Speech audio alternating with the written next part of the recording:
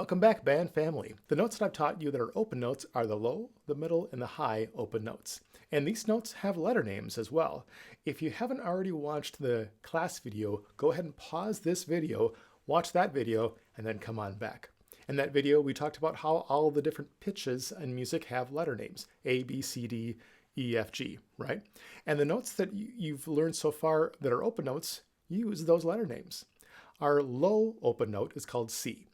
Our middle open note is called G, and our high open note is called C as well, right? Because the alphabet keeps repeating A, B, C, D, E, F, G, A, B, C, and then above that it would keep going. So yeah, it's going to keep repeating. We're going to have that same cycle of 7 letters over and over again. And that's why we have a lower C, and then a G, and then a higher C. Let's try playing that middle G today. To make sure that it is actually a G, we can use our Bandmate app that I've described in previous videos to help you figure out what note you're actually getting.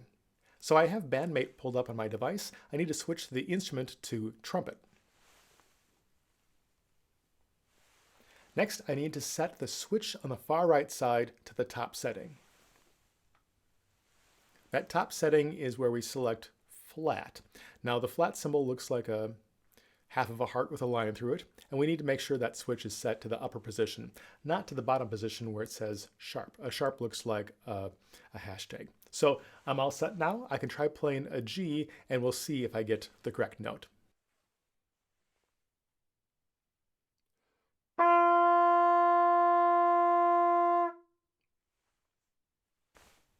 And it was a G. So that's the note that's the middle open note. It wasn't the low one, which is a C, or the high one, which is also a higher C, it's G. And that's our middle open note. So I'm going to teach you 2 new notes today, and they're going to be both based on that middle open note. So basically, if you play that note and add valves, you'll get new notes. Let me explain why. If you look at the length of the instrument, it's 4.5 feet of tubing if you unravel it. Don't unravel it, that would destroy the instrument. But it's 4.5 feet of tubing. If I increase the length of that tubing, it changes the sound. I got a question for you. What is bigger, a trumpet or a tuba? A tuba, right? What is lower in pitch, a trumpet or a tuba? A tuba. So the more tubing we have, the bigger the instrument, the lower the sound. If I have 4.5 feet of tubing and I make it slightly longer, what's going to happen to the pitch? It's going to get lower as well. And that's what the valves do. If I hold down this first valve here, it redirects the air so that it adds this amount of tubing onto the length of it. So then it becomes 4.5 feet of tubing plus this. And that means the note is going to sound lower. So that's exactly what we're going to do. I'm going to have you play a G, but if you add this first valve, it makes the instrument slightly bigger and the note's going to come out lower. It's going to come out 1 note lower. Now you might remember from our class video that since we have the alphabet there, with the lower notes being earlier in the alphabet, I need to figure out the name of this note. What's before G in the alphabet? Let's say the alphabet and figure it out. A, B, C, D, E, F, G, F. So the F is the note below G. So if this is G, but then I add the first valve down and I add this extra tubing, it's going to go down 1 note and I'll produce an F. So an F is the first valve pressed down by itself. I'm going to produce a G, but it's going to sound like an F. Let's try that together.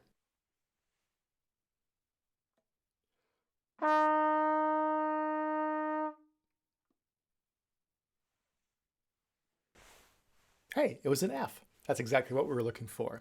You'll notice I did a couple things as I was playing that F. First, every time I bring my instrument up, I bring it up, and then I place my right hand down there, and then I pull it into my face. This relates back to what I told you in our last lesson, where we don't want to get in the habit of lifting the instrument with our right hand. That's why it's extremely important that you let the left hand support all the weight of the instrument. Only place the right hand once the instrument is already up in the air. So lift to the left, place the right, and then you can pull it in. The second thing you'll notice that is as I played that F, I actually pressed the valve down in advance. So I had the valve pressed down, I got all ready to play, and then I played that F. So that's how we can do the valves.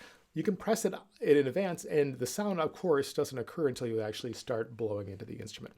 You also notice, too, that we always press the valves all the way down. I'm never going to do half valve and get a normal sound. I need to press the valve all the way down in order to get that sound I'm looking for. Let me show you a second new note today. It's going to be the note below F. Let's figure out what the name of it is. What comes before F in the alphabet? A, B, C, D, E, F, E. So if I go down one note below F, I get E. And that's the note we're going to learn next. To do this, I'm going to add on even more tubing. I've already added on this much when I press the first valve down. If I want to add in more tubing, I can, in addition to that, press the second valve down.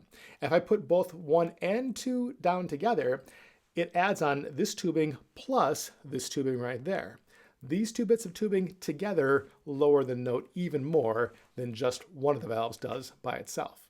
So if this is G and first valve is F, first and second valve together is going to be E. We usually refer to these fingerings just by the words like 1 or 1 and 2. You could say first valve or first and second valves. That's kind of wordy. We'd usually just call this open, 1, 1 and 2. So let's try playing E now.